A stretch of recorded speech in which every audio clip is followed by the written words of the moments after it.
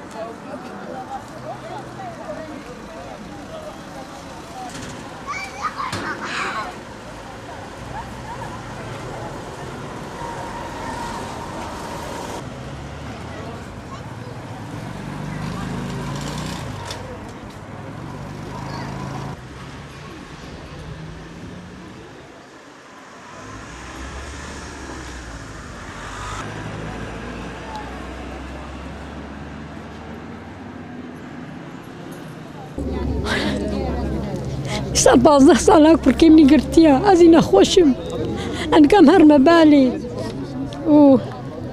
وكل كيما بوش برداي قرتنا كيما قرتنا وأمنا خوشين لا مجبوي خدي زارو كيما بردين أما عدالتي تخوازين وبس بلا بس يدي مدن والله يدي مدن دردي واجي أمجي مدن حسبنا الله ونعم الوكيل خدا وكيلك باشا بسجو بسبب 15 سال ديا غريبم ويخصنا حبسيش كرباوي فرجيل مدايا از بور بوما كربوما بلحق وبلا سبب وانين اسطنبول اني الكوتشي باتماني شعبي قريدان ويقراندن وقلم وزوري خصن دستيوان بلحق وبلا سبب واسوجلي كرن 15 ساليوان بسجو بسبب سوجي واتشي براوا محكمه بكن سوجي كي هي كي تن كي تشواكري قش سوجي فتوب وقش فتنا فتوب دجال از خسوام على الشريفم 20 سال زوايمت حبسي ده از اشترى بيجم عدالة istiyorum اشترى بيجم اتخوازم كو زوايمش حبسي در كوي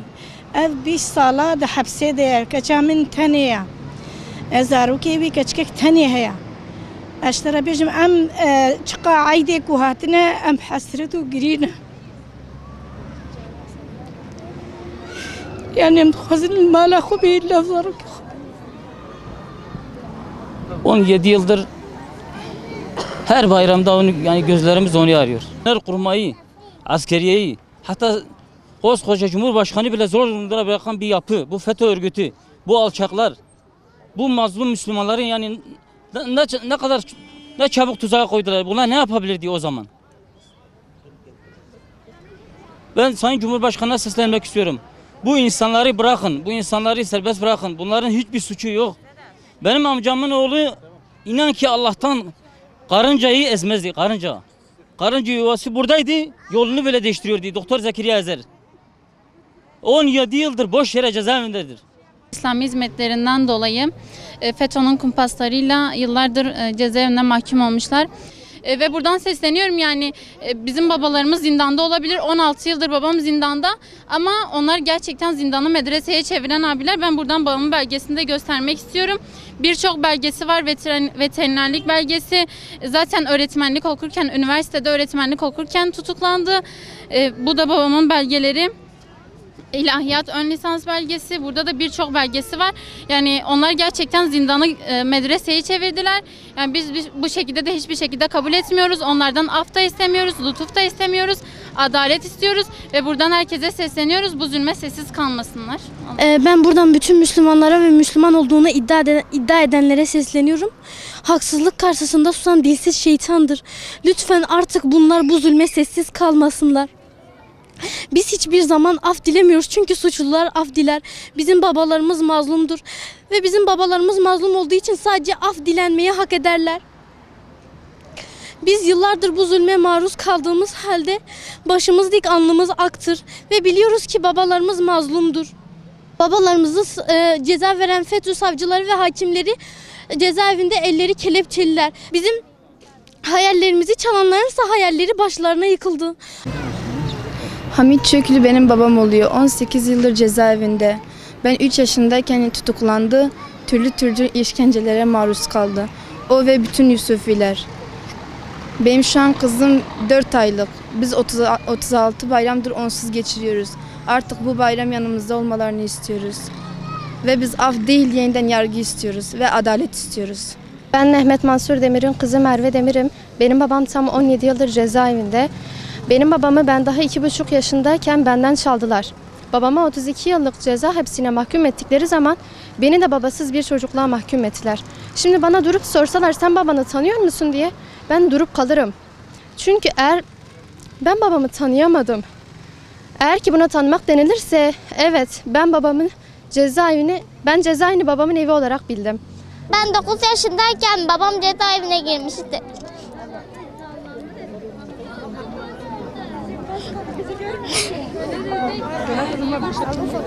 Evet, söyle. Meşhane işlem için geldim, adalet istiyorum. Bu bayram dedemin yanında olmak istiyorum. Ben hiç dedemin yanında olmadım. Bayramların onun yanında olmadım. Amcam 19 yıldır hapistedir. 19 yıldır onu göremiyorum. İstiyorum bu bayram onunla gezmek için. İstiyorum onun elini öpsem. Benim adım Hacer Tayfur. Ben Hamit Çöklü'nün torunuyum. 18 yıldır cezaevinde. Hiç kavuşamadık. Gelsin artık istiyorum. Her bayramda olduğu gibi onun elini öpmek istiyorum. Onunla gülmek istiyorum, konuşmak istiyorum. Onu çok özledim. Dedemi özledim, bu bayramın yanımıza gelsin. Amcamı bırak. Bizler de paralel mağduru bir aile olarak bu Yusufilerin destek için buraya geldik. Ben de babam 1998 yılında paralelci polisler tarafından kaçırılmıştı ve aynı şekilde 25 gün boyunca işkence ettikten sonra vahşi bir şekilde katletmişlerdi. Onun için biz devlet yetkililerine sesleniyoruz. Bu Yusufiler abilerimiz de aynı şekilde FETÖ mağduru kişiler. Babam da aynı onlar gibi şekilde mağdur edilmişti.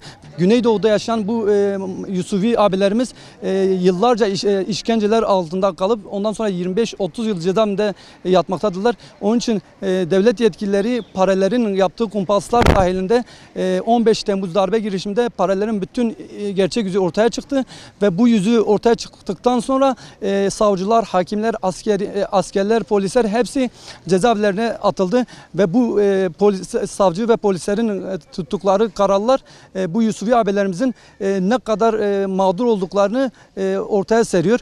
Hepsi paralellerin FETÖ'nün kurduğu kumpaslar dahilinde cezaevindedirler.